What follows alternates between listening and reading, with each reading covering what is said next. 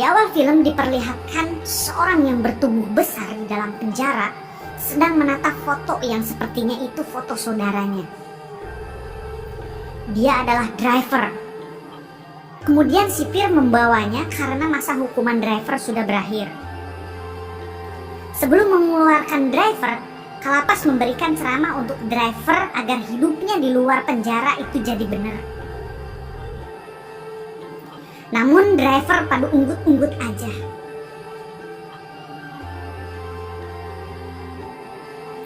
Dan ini dia Jones, anggota polisi sekaligus pecandu narkoba yang sedang bertransaksi narkoba.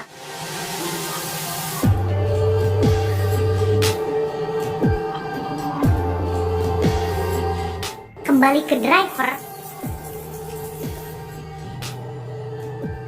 Setelah ia keluar, kemudian ia mencari mobilnya dan setelah ketemu langsung membuka berkas dan melihat foto seseorang beserta identitasnya. Kemudian driver tancap gas. Setelah sampai di tujuan, ia pun memarkir mobilnya dan menyeberang jalan tanpa menengok ke kiri ke kanan seenak jidat dengkulnya. Kemudian masuk ke sebuah kantor dan langsung menembak targetnya, yaitu orang yang sama seperti di foto yang ada di dalam berkas si driver tadi. Jelas ini misi balas dendam, bukan balas budi apalagi belas kasih. Setelah membunuh target pertama, driver pun langsung menemui informan di mana si informan ini tahu identitas semua target selanjutnya. Namun terjadi perselisihan, kemudian si informan langsung menyuruh bodyguardnya untuk menghajar si driver. Namun ketika si bodyguard itu melihat tato di tangan si driver, ia pun langsung kabur dan menyebut bahwa driver itu si hantu. Dan tak mau berurusan dengan hantu, kata dia. Kemudian si informan karena takut langsung memberikan identitas dari semua target si driver. Kemudian si John dan anggota polisi lainnya sedang mengidentifikasi pembunuhan. Yang tak lain adalah pembunuhnya yaitu si driver. Kembali ke driver, setelah ia tahu target selanjutnya, kemudian ia tancap gas dengan mobilnya.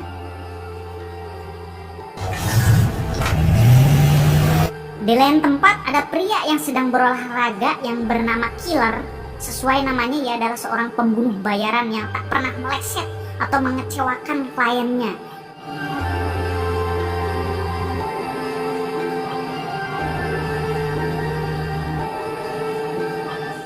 Ia pun ditugaskan oleh kliennya untuk membunuh si driver.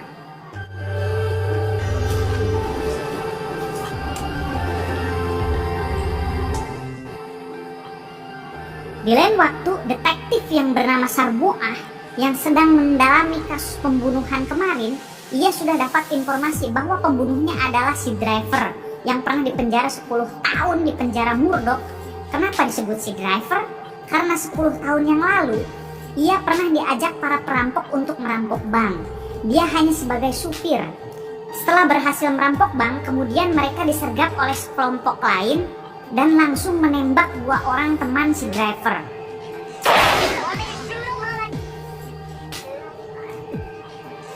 Tinggal sisa si driver dan saudaranya, dan mereka meminta uang hasil rampokannya.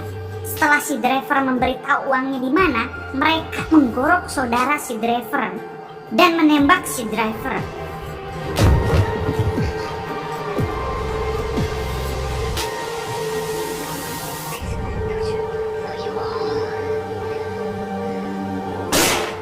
Disangka sudah mati, ternyata si driver masih sembuh setelah dokter memberi pelakat besi di tengkoraknya, dan sekarang driver memburu mereka.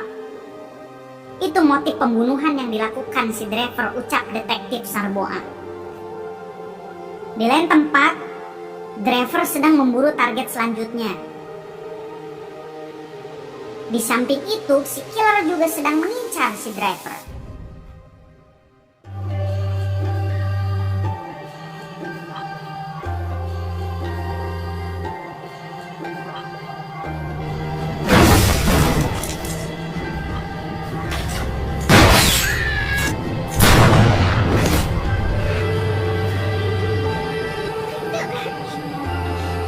Setelah target si driver terbunuh, terjadilah baku tembak antara driver dan si killer.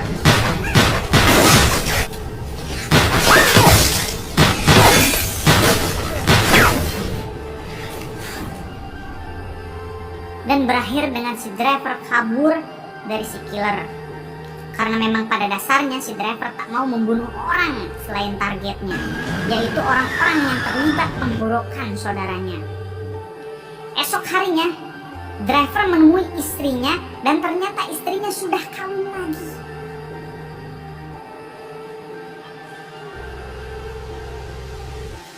Istrinya bertanya, kenapa dulu ia tidak diperbolehkan menjenguknya?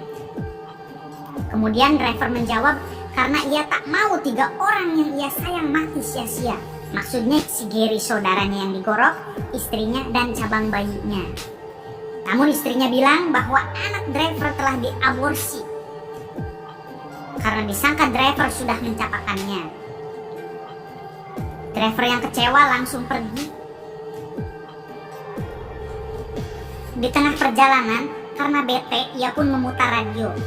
Bukan memutar siaran wayang kulit atau si cepot, ia memilih mendengarkan siaran rohani sambil mengincar target selanjutnya.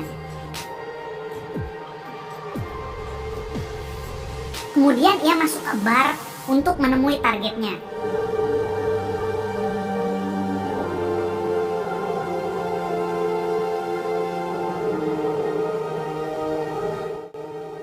Dan ternyata si target memang sudah menunggu si driver.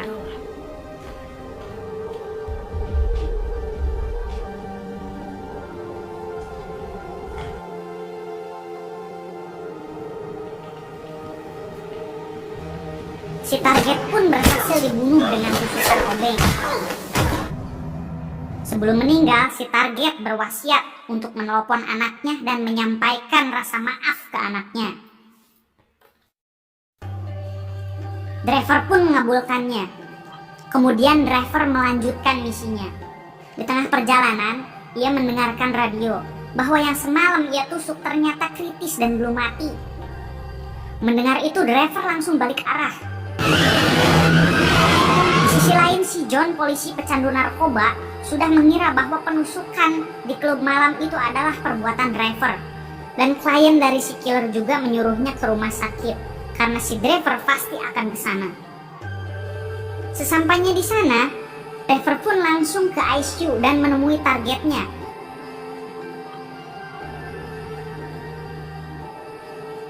Kemudian menembaknya. Mendengar ada tembakan, polisi John pun langsung menghampiri dan mengejar si driver. Sampailah di ruangan bawah rumah sakit dan terjadi baku tembak yang membuat lampu di sana rebahan.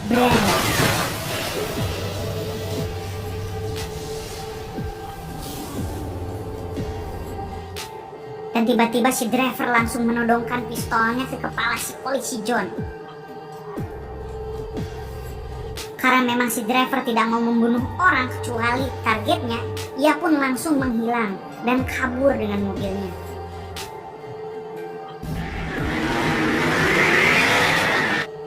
Di tengah perjalanan, si killer pun mengejarnya.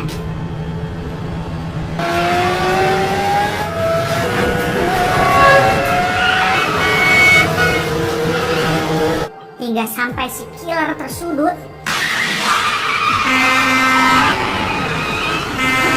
Namun driver enggan membunuhnya dan hanya menembak ban mobilnya. Namun killer berhasil menembak driver hingga bagian lehernya sobek dan driver pun kabur. Kemudian driver pulang ke rumah orang tuanya. Dan di sana ia hendak membunuh bapaknya sendiri karena driver menganggap bahwa bapaknya lah yang menjebak atau dalang dari pembunuhan yang mengakibatkan Gary mati. Namun bapaknya sudah mati 4 tahun lalu, kata ibunya. Kemudian ibunya meyakinkan bahwa tak mungkin bapaknya berbuat seperti itu karena bapaknya sangat menyayangi Gary, saudara si driver, dibandingkan si driver sendiri. Kemudian driver pun pergi untuk membunuh target terakhir. Di tengah perjalanan, Ia pun seperti biasa, yaitu mendengarkan radio siraman rohani yang selalu membahas tentang bahaya balas dendam dan kebencian. Di lain tempat, banyak sekali polisi yang menyanjung si John di kantornya karena hampir menangkap si driver. Bahkan detektif Sarboah pun kagum padanya. Kemudian detektif Sarboah menunjukkan para korban driver adalah para informan yang dulunya sering melakukan kejahatan. Dan ada juga salah satu anggota informan yang belum mati. Dan Jones langsung pergi ke sana.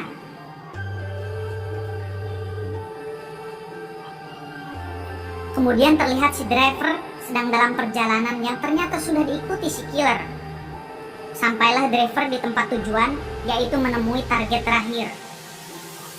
Yang ternyata targetnya yang dulu penjahat sekarang sudah menjadi pendeta. Dan ternyata siraman rohani yang sering driver dengar di radio itu adalah suara target terakhirnya. Yang memang si target sengaja supaya didengar driver di radio dan bisa memaafkannya. Kemudian si target mengajak si driver menjauh dari tempat ia khotbah karena memang acara sudah selesai.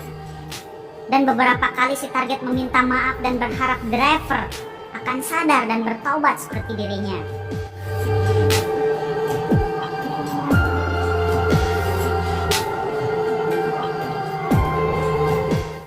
Sampai ia berlutut, kemudian driver mulai menodongkan pistolnya.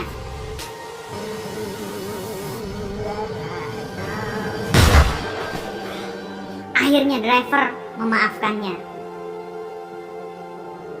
Kemudian ia masuk ke stand tempat khotbah tadi berlangsung. Ia mulai mengingat akan dosanya. Namun tiba-tiba si killer menodongkan pistolnya ke driver dan bicara bahwa ia akan menyelesaikan misinya. Kemudian si killer melihat daftar target si driver dan bicara bahwa dari data tersebut masih ada satu yang belum driver tahu, yaitu klien si killer atau orang yang mempekerjakannya sekarang. Dan dia adalah dalang dari semua kasus dan penggorokan saudaranya. Sampailah datang si John yang menodongkan pistol ke arah si killer dan menyuruh killer menjatuhkan pistolnya. Kemudian si John atau polisi pecandu langsung menembak si driver di bagian kepalanya sampai tersungkur. Dan ternyata dalang dari penggorokan dan pembunuhan saudaranya si driver, ia adalah si John, polisi pecandu narkotai, yang dimana ia tahu tentang uang hasil perampokan bank itu dari pacarnya Gary, saudara si driver. Yang dimana ia adalah informan si John yang sekarang menjadi kekasihnya. Setelah itu, killer pergi. Dan si John mengejarnya, yang hendak akan memberikan uang bayarannya. Dan ternyata klien si killer adalah si John. Ternyata bayarannya sangat murah. Kemudian killer menjelaskan bahwa ia tak butuh uang. Semua itu hanya hobi. Hobi anjing. Membunuh orang hobi. Kemudian si John menelpon kekasihnya dan ingin memperbaiki hubungannya. Kemudian driver pun menembaknya. Kemudian si John saat sebelum sekarat bertanya, "Kenapa kau belum mati, driver?" Driver pun menjawab bahwa kau menembak pas mengenai plakat besi yang dulu dokter tanam di kepalaku, yang membuat driver selamat. Film pun tamat.